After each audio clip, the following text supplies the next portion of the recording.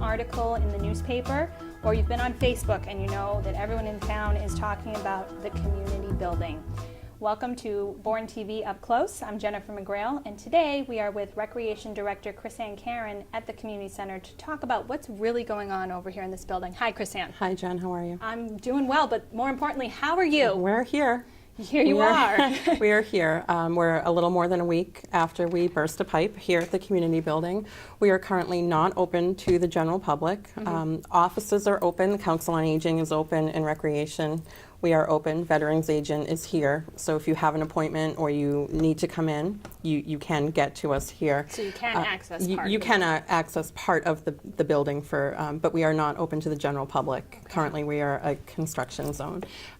If you'd like, we can take a look and I can show you around and show you the extent of the damage. That would be great. Thank you. All right, let's do it.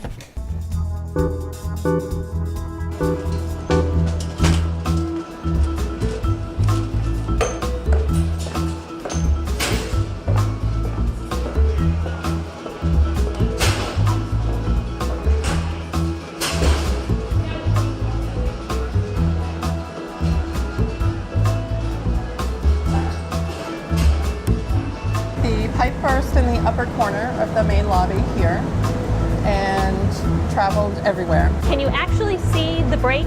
Yes, you can. If you look straight up here in the upper corner of the main lobby, you'll be able to see the break in the pipe that caused all of the damage here to the building. And you had mentioned the water like back flooded.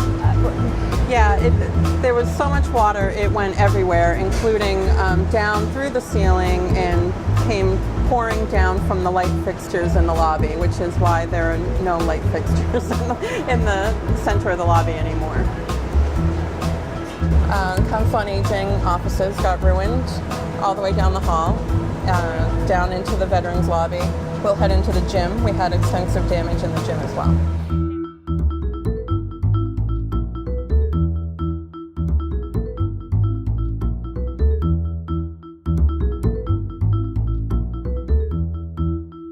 Krisanne, so we're in the gym, and from my untrained eye, it doesn't look too bad. I mean, I see some scaffolding and some things moved out of the lobby. What's going on in here? The damage was underneath the gym floor, so while you can't see it to the naked eye, you can kind of feel it a little bit in certain areas when you walk on it. And we did have water damage out to at least mid-court. The floor is actually raised up, so it's on a riser system, and the water flowed underneath. Wow. Flowed underneath. So now, do we have some further structural concerns underneath the floor once they tear it up, or? No, just the whole floor will come up. They'll dry it out, and then we'll move on.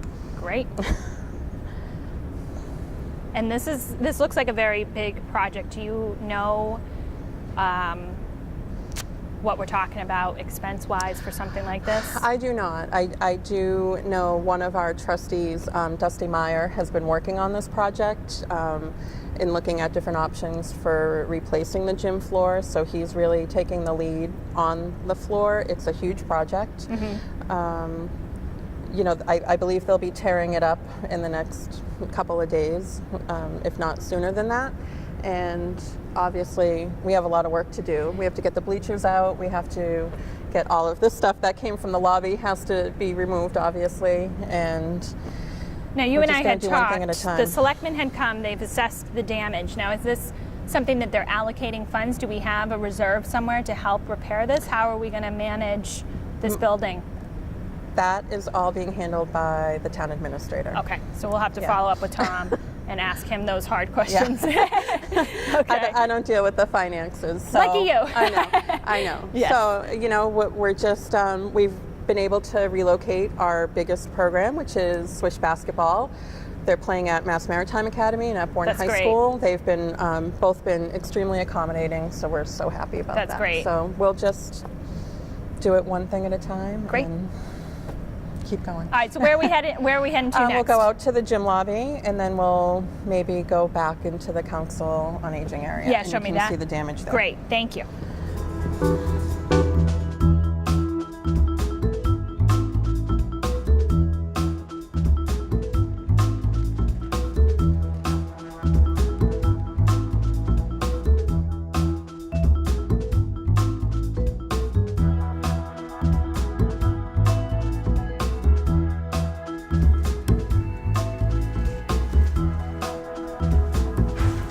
We're in the cafeteria, which sustained extensive damage to the floor. So this entire floor will be removed and replaced. And it's important that we get this up and running as quickly as possible. Yeah, there's a lot of people that rely on meals here Yes. throughout the Yeah. week. Yeah. And so in the meantime, I know that the council, Felice from the Council on Aging, is working on alternative options for people for meals. So we have our supportive day program, which did not have any damage. So they are operational, so they're which operational. is really great. That's huge, So, yeah.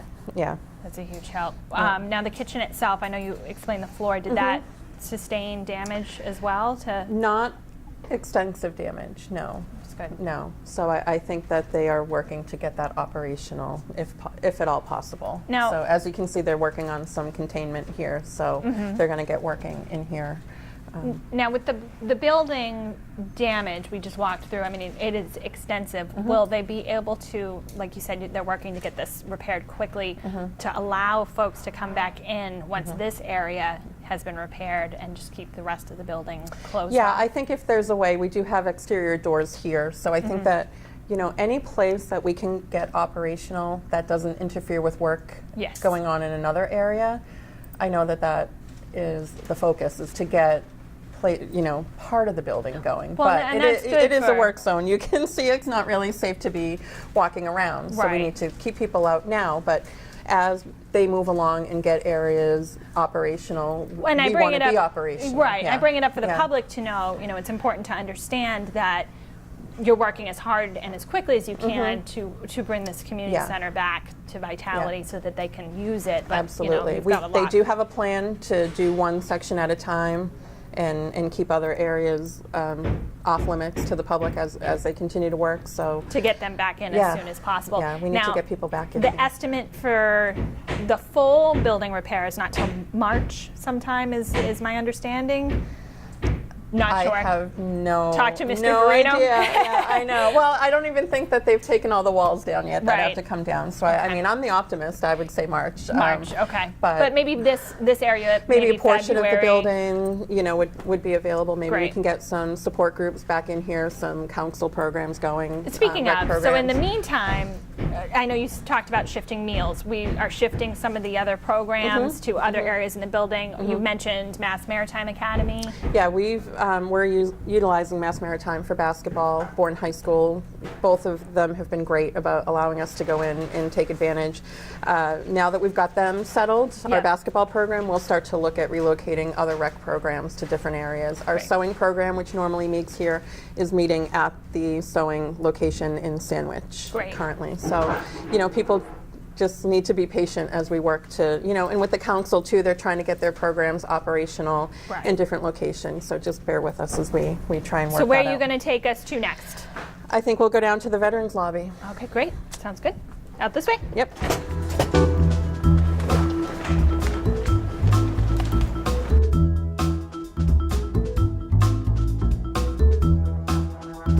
So we're in the Veterans Lobby, and water came down the hall from the main lobby into the Recreation Department offices, and then into the adjoining meeting room, which we call Room 1. And then there was extensive water here in the actual Veterans Lobby. Now I see you have a plastic wrapping all around the center. Is that is there? Why? That's containment. We had to relocate every item in the building, and everything in here is part of what the Council on Aging owns. Okay. And it's contained off so that when they're pulling walls out, they're not damaged. You know, we're not getting dust and dirt and everything. It's not ceiling collapsing or anything. No, it's just protecting. No, just protecting items. the belongings that are currently in there. So, room 2, which is our big meeting room. Yep. No damage. Hooray! Thank you. BTV is very happy about this. But currently we have the veterans agent relocated into that room. Correct. So anyone who wants to see the veterans agent should drive around the back of the building, and he'll be here regular Tuesday, Thursday, 9 to 12. Okay. And you yourself have been relocated. We've been relocated to the back of the building as well, so people can drive around back and get to recreation. So they can still access recreation even though it's not taking place in the building. Correct. If they have questions or they want to, you know, they need to come by, we're here. Council on Aging is relocated to the front of the building, and people can park along. If you're looking at the building, you're going to park on the left-hand side, and you can enter directly into where they are. So they are working in a limited capacity within the Correct. building, and then in the process relocating what they can elsewhere in the community. Absolutely. Yeah. Okay, and I think Bourne TV is doing the same. We're looking at options for our meetings. As you said, while it wasn't damaged, we can't use the meeting space for meetings, but that's okay. No. We have the Bourne High School Library, and they're very accommodating. And the library's been has reached out as well and been very accommodating to helping us relocate meetings and activities. So I want to thank everybody for that. Great. Yeah. That's great. It's nice, you know, in events like this when the community can come together and help each other out in any way that they can. It's huge. Yeah. It's important. So now you're back in this back corner, so we're going to go take a look at that, I'm guessing. Well, and we really appreciate you taking the time to walk us through and show us. I know we caught you off guard this morning, but we do appreciate it because, as you have said to me several times and to Elaine, people don't understand what's happening inside the building. It does look okay. It was described as, oh, it's just the gym. It's not so bad. But when you come in and you take a look and you see where the water has gone and the issues that you're facing here in the community center, this is really nice for people to know. And the fact that you guys have done so much with relocating, moving offices around, and just accommodating as much as you can in the meantime, I think is really commendable. So. Well, we want to be operational as soon as we can. Well, I'm hoping we'll be able to talk to Tom about that and get some more information, but that's great. Absolutely. All right. We're going to head back this way. Sounds good.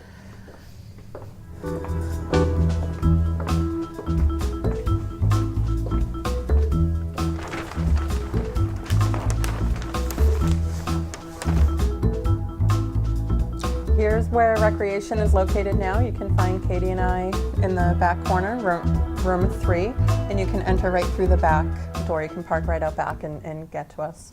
You know, despite your circumstances and everything that has happened, you have done a nice job making this look cheerful. And Thank you. are pieces of Krisanne in this room. I can see you've got some stuff over here and some beautiful pictures on the wall. So these came first. Those were the first things we took out of our offices were our photos. See, you know, and I think that's great. You have such a good attitude about this. You're not letting it stand in your way. You know, you're showing off your can-do spirit. I think that's terrific. Thank you very much. They've got a gem over here at the Recreation Department. If you didn't know Krisanne already, she's a real gem. You're welcome, yes. So I think you're doing a great job, and hopefully we'll get this building back in order soon. Absolutely. Oh, quickly, though, you did say with this, you're going to do a little updating to the building. Maybe we're going to get some new tile floors, maybe some new paint, things like that. Yes, yeah.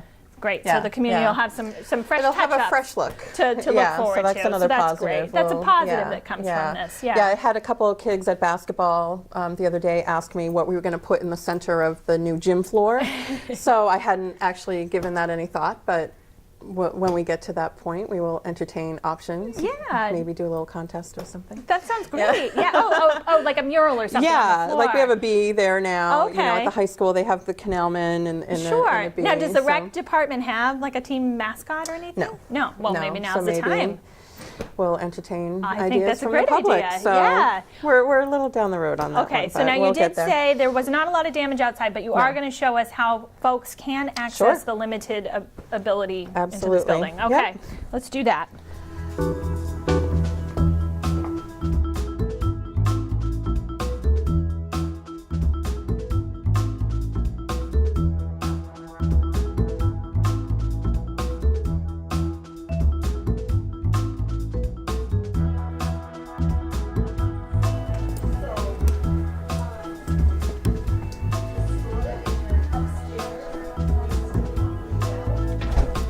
Here we are in the Council on Aging. They've done a nice job making office space out of Yes, this. they have. They have. They're all working together here, I see. Hi, ladies. Keeping things open. Now, it looks like they have it set up so that people can still come in and sit and meet with them. That's nice. Hi, Felice. Hi, Felice.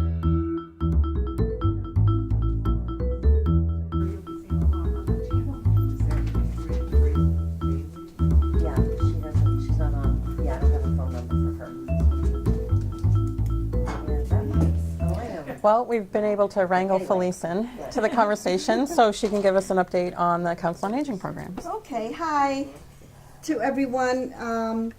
Felice Montero, Council on Aging Director. We're here in our new offices. This is room 1, and we have moved the front office operations, which would be the receptionist area, my administrative assistant, transportation program, outreach, and myself in this one room. There's plenty of space. We're doing okay. What you're seeing right now is my program coordinator trying to reschedule the programs that we have to other locations. We are still working on that, and we will have a list probably by the end of today of where and what programs are going to be moved and or relocated, I should say, until all of this is finalized and we're up and running again. But we've been busy, so if you call our number, which is 508-759-0600, extension 5300, and it is busy, please be patient and call back. We are very, very busy with phone calls. Everyone's calling. We're trying to reschedule. People are calling with questions, and we're trying to answer the best that we can. But we are doing the best that we can and trying to relocate the programs, and busy here in the office just trying to give as much information and keep you updated as possible.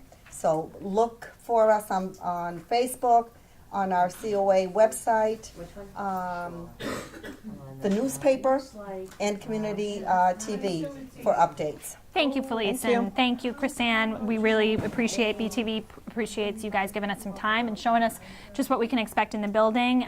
We think you're doing a commendable job relocating everything and keeping so cheerful about it. We're trying. You're troopers. Well, we all, Thank you. From us to you, we appreciate what you're doing. Very much. And Thank you very much. thank you.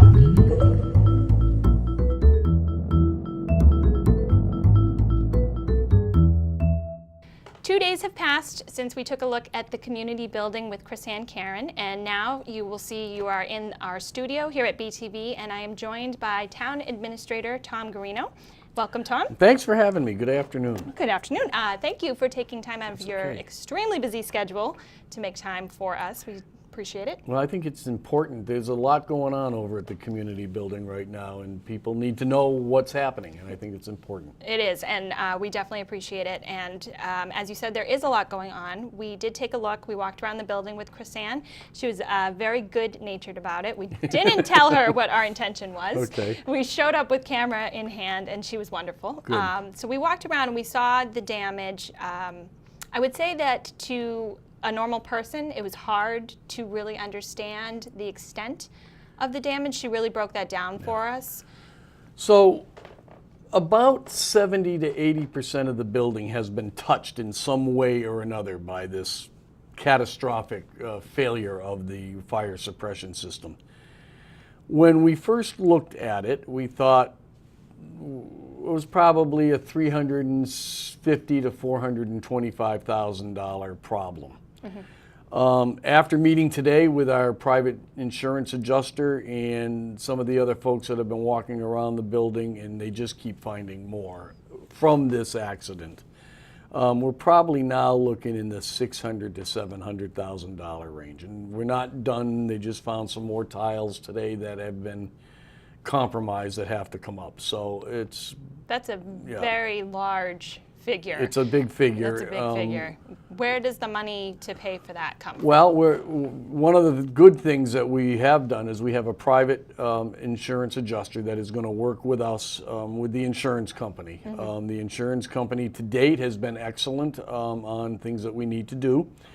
We will bring in some general contractors to walk through and give us a price on things that need to be done for the cosmetic and beyond cosmetic, the insulation and the new sheetrock and the tiles and some of the other things that need to have happening. We will have a separate contractor for the fire suppression system, and then another contractor for the gym floor. Okay, so when we went in, we saw walls were already down, things were exposed. Who are the folks that are currently underway doing that work? The company's Service Master, they have been in there since the night of the flood, and they have done an extraordinary job. It just keeps getting bigger and bigger, but everything has been approved that they're doing. They have been extremely respectful of our staff in having to move the Council on Aging down to one room and the rec department to another. They have done a good job. They are clean, which is really good for these. There's nothing that's being left. We have a lot of work to do left upstairs on bringing things out. We have to have items that are going to the trash. We have items that we have to have values put on whether they can be saved or not. So over the next week or so, there's going to be a lot of Connex boxes, or like trailers, that are coming in that we have to put different things in, and then the adjuster, the insurance company's adjuster, will come in and start doing that as well. Okay, so you didn't have any red tape getting started, because I had read an interview with Michael Rausch that you had done, and you had applied for a waiver from the state to get going? We did. The Department of, it's called DCAM, and it deals with a lot of public buildings and bid laws and things that we have to do to be sure that we're in compliance with a lot of different things. We contacted the Associate General Counsel up there, Attorney Errolman, and told her what had happened, and it was not unusual. This happened all over the Cape and all over, the Commonwealth, particularly on the sea side of the Commonwealth. Where we were able to get a waiver of bid law and a waiver of advertisement. Now, waiver of bid law does not mean that we're not doing our due diligence to get the best price.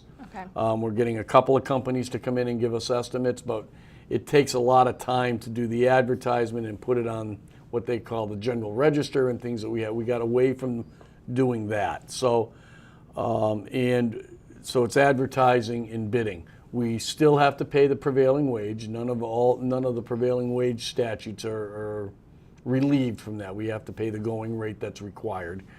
And that's, I know, a little boring for people to listen to, but it's process that we have to go through. So we now will bring in the general contractors to give us estimates. We will also have a sit down with the insurance company within a couple of weeks now that we're getting itemized, listings of things that need to be repaired or replaced. And it will take some time. Sure. The gym is kind of a whole separate head of this body. We have to kind of look at that differently. Our intent is to get that up and running, but Swish basketball for this year is gone in that building. That's not going to happen. Krisanne has done a tremendous job, and the Maritime Academy, the school department, and others have really stepped up to help this out, and we're really thankful for that. So we're going to leave the gym to be done. It's going to be done quickly, and it's going to be done right. But the key is to get the services back in the building, get the Council on Aging programs back up and running, get the rec programs back up and running, get the services that we have there, and as well as the support meetings, the Al-Anons, the AAs, the NAs, Compassionate Friends. We want to get those folks back in that building as soon as we can. And I'm really glad you brought that up. I think that besides the financial impacts, the next question on people's mind is, when can we expect to start seeing some of those programs return to the building? I know that everybody's done a terrific job kind of rerouting things as they can, but speaking with Krisanne, she mentioned the hope, and I'm hoping you can explain this a little better, that sections of the building might be completed in a fashion to allow some of those things to return. Can you speak to that? I can't speak directly to that. I can speak to her as well. It's our hope Okay. that we're able to get the lobby area done. We're ground zero for this problem done as soon as we can get the new fire suppression system in. It'll be a dry system. We're going to make sure this doesn't happen again as close as you can. So we're doing that. I want to get that buttoned up and get the Council on Aging offices done first. Okay. That area is really important, and move those people back. The damage in I'm going to say the westerly end of the building, or the selectmen's end of the building, if you will. The meeting rooms. Right, isn't as extensive, but all the floors still have to come up, I was told today, or they need to be looked at. The veterans wall suffered a lot more damage behind the wall than we had anticipated when they did the wet test. The industrial hygienist was in. So that's going to be something we will work with the building trustees on. We have to be most respectful of that and do this correctly. So that's going to take some time too. Some of the things that we thought a week ago have changed today, but the intent is to get the council in there as quickly as possible and to get some of these activities back up and running. And as you said, it does seem to change daily. So where can people go to get the most up-to-date information? What's the best source? I know that we spoke with Felice, and she gave us their direct number and extension. Krisanne as well. Is there a central location we should be? No, those are the two places. That's really the place. Felice and her staff have done also just an awfully good job of finding alternate locations for a lot of their programs. Not every program that is offered by the rec department or by the council is going to be able to be accommodated. But they have done tremendous work in trying to be sure that as many as they can get going are going. Right.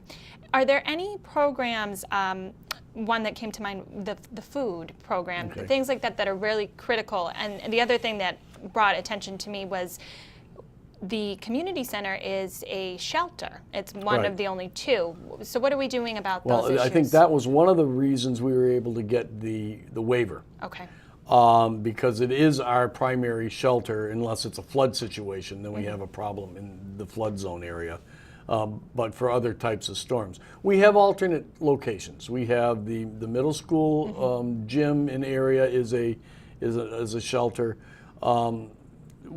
For smaller emergencies, we certainly have the Sagamore Fire Station. They have a community room there that can fit 30 or 40, and there's other space there. So we have some alternate places to look. In a real Nemo type emergency, there are regional shelters that are set up by the region. One in Falmouth, one in Sandwich, and then there's a couple down Cape. Okay. So there are those types of things that we're going to be able to work with. Okay, that's great.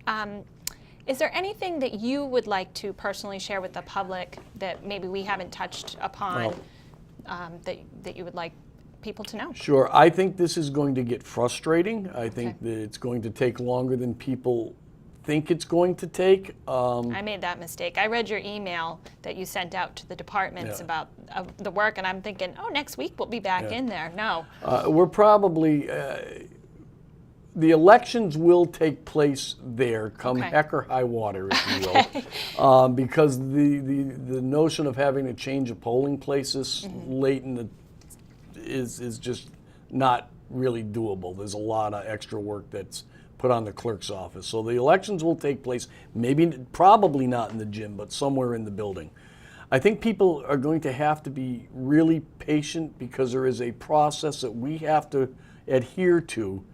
We can't just come in and do what needs to be done. We've got to negotiate with the insurance company. We've got to figure out what numbers we have and what we can fix. Right. Are we going to have to come to town meeting or a special town meeting to make up some differences? I don't know any of that yet. Okay. And that the other thing that people need to know is that the staff at the community building, particularly, and not for the whole works of the building, Krisanne and Katie and Kevin Mason, a custodian there, they have just been absolutely outstanding. Several extra hours, extra days, to try to work on this. Our Council on Aging staff has been tremendous, and the school department has stepped up and really helped us out on this, as have other agencies. So the key is this was a big deal. You know, this was the longest cold snap that we had like this, according to Channel 4. 100 years. Yeah, it was just, you know, the buildings aren't designed for that. They probably should have been designed for that, but they weren't. And this happened all over. Yarmouth got hit really hard. Chatham got hit hard. There are lots of towns that got hit, and going up the North Shore, there's a lot of communities up there too.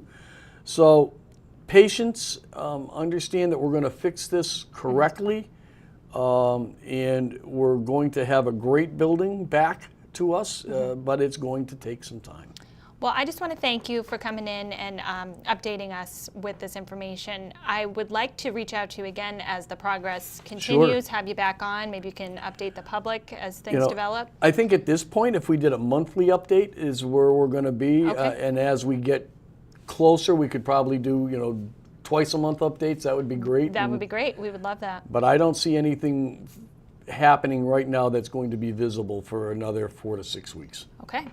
All right, well, thank you for watching Bourne TV Up Close, and thank you again, Tom. Thanks for having me. I appreciate it. All right.